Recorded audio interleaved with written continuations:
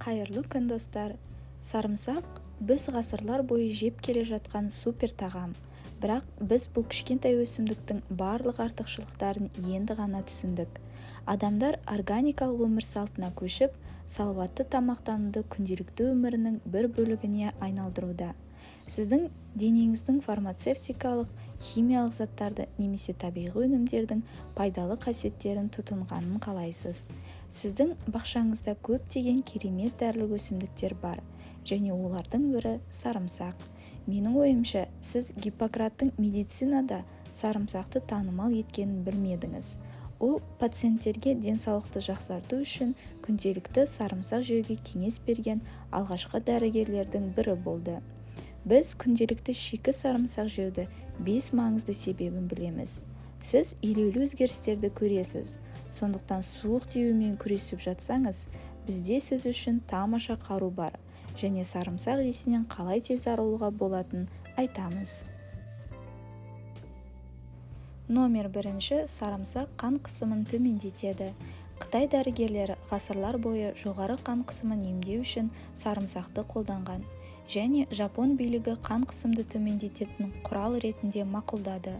Біз күмәндануымыз мүмкін, бірақ білетіндей бұл едер балама шөп дәрілермен танымал екенін білеміз, және инфаркт немесе инсульт қаупін азайту үшін қан қысымын әрқашан бақылап жүру керек. Егер сізде тұрақты жоғары қан қысымы болса, сізге қажет дәрілердің барлық түрлерін білетін шығарсыз. Бірақ күнделікті шикі сарымсақ жеуді де қарастырыңыз. Ғылыми зерттеулерге сәйкес, сарымсақ қан тамырларын босаңсытып, элементтердің өндірісін ынталандырады. Қан қысымын айтарлықтай төмендету үшін шамамен 12 апта жеткілікті. Номер 2. Сарымсақ бактериялармен күреседі және иммунитетті арттырады. Сарымсақтың кішкентай ақ түйіршіктері иммунитеттің тамаша қалқандары ретінде қызмет етеді. Олар денені зиянды бактериялардан қорғайды және суық тиюден сақтайды. Егер сіз суыққа немесе басқа да ауруға қарсы таблеткаларды қабылдасаңыз, кейде ас қорыту жүйесі нашарлап кетеді. Оның негізгі себебі ағзадағы пайдалы және зиянды бактериялардың теңгерімсіздігі.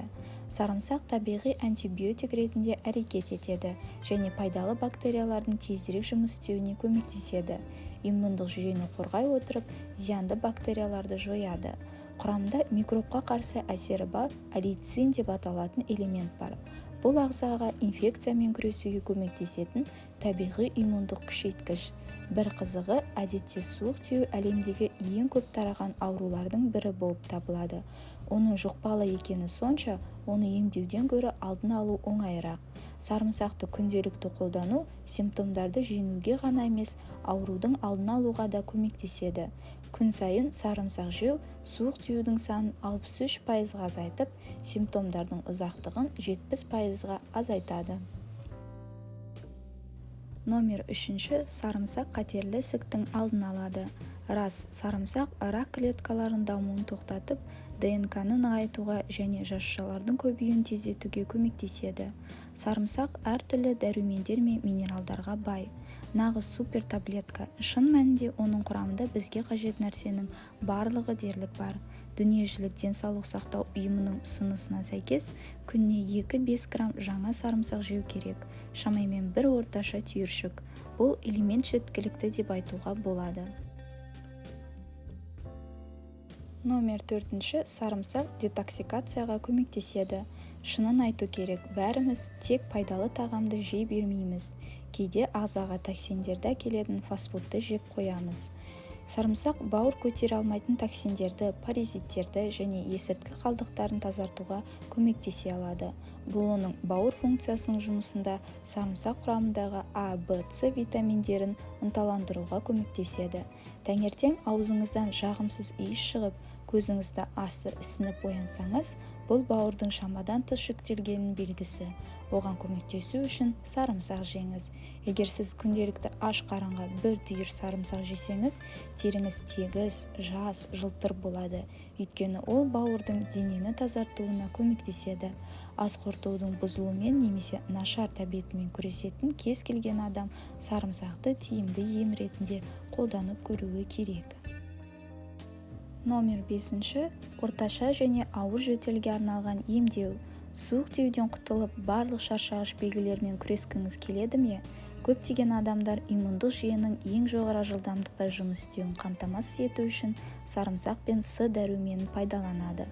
Ауыр жөтел тамақтың тітіркенуінен туындайды және ауырсынуды жеңілдететін ыстық сарымсақ сусынымен тиімді емделеді. Сарымсақ шайын жасау үшін сарымсақтың бір түйірін кесіп, үстіне қайнаған су құйыңыз. Күшті сусын жасау үшін сарымсақты бірнеше минут осылай қалдырыңыз. Иісі ұнамаса, бал немесе имбир қоссаңыз болады. Әсері дереу пайда болады. Сарымсақ шайы беретін тамақты тыныштандыратын сезімнен ләззат алыңыз. Сіздің ас қорыту жүйеңізде бұл сусын үшін алғыс айтады. Сарымсақ әдетте сасық раушан деп аталатынын білеміз. Кейбір адамдар сарымсақтың шикі иісін ұнатпайды, сондықтан оны қалай жоюға болатыны туралы бірнеше кеңестер бар. Жаңа піскен және томпақтау сарымсақты таңдап алыңыз және жасыл өскіндерінен алып тастаңыз. Сарымсақ жегеннен кейін йогурт немесе бір стакан сүт ішіңіз. Екеуі де тыныс алуды сергітеді және әрине сарымсақ қалған бөліктерін алып тастау үшін тістеріңізді тазартыңыз. Тағы айтатын қызықты факті, сарымсақта бар лейциннің арқасында микробқа қарсы қасиетке ие. Сондықтан ол құлақ инфекцияларын және басқа да көптеген ауруларды емдеуге кеңінен қолданылады. Одан басқа сарымсақ әдемі шашты өсіруге, безеуді емдеуге, псориазды жеңілдетуге, салмақты қалыпты ұстауға және тағы да басқаға көмектеседі. Міне, сіз білмеген сарымсақтың көптеген пайдалы қасиеттері бар екен. Лайк басып каналға жазылуды ұмытпаңыздар және достарыңызбен осы видеомен бөлісіңіз, олар да біліп жүрсін. Сіздермен болған топ деректер.